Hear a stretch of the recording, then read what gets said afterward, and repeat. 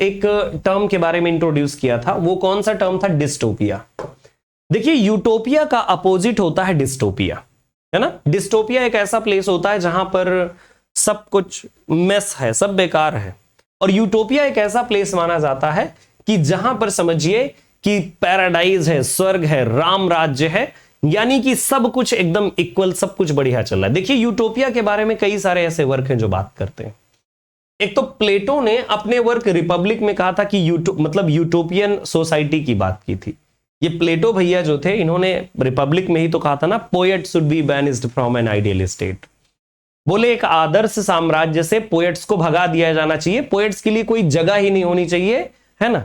ये प्लेटो का मानना था। क्यों? क्योंकि इन्होंने एक आदर्श साम्राज्य की परिकल्पना की थी, लेकिन ये रियल में नहीं होता। यूटोपिया कहीं रियल में एग्जिस्ट नहीं करता, इसका कहीं कोई अस्तित्व नहीं है। ठीक। टॉमस मूर के ये जो बेसिकली जो टर्म है, हम लोग जो आजकल मॉडर्न टर्म ये देखते हैं यूटोपिया, तो ये टॉमस मूर के वर्क से आता है। टॉमस मूर ने एक वर्क लिखा था जिसका नाम यूटोपिया ही रखा था, और यहीं से वो टर्म आता है। और इसका अपोजिट डिस्टोपिया ऑलरेडी मैंने बताया। इसी तरह से अगर आप देखें, सैमुअल बटलर का भी एक वर्क है, एरहोन नाम है इसका, ठीक है। यस।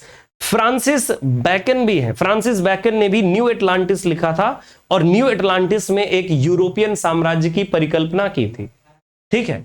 H.G. वेल्स ने मॉडर्न यूटोपिया लिखा है, a modern utopia.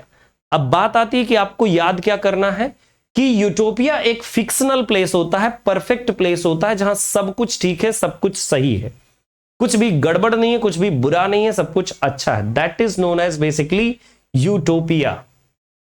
Okay, that is known as utopia.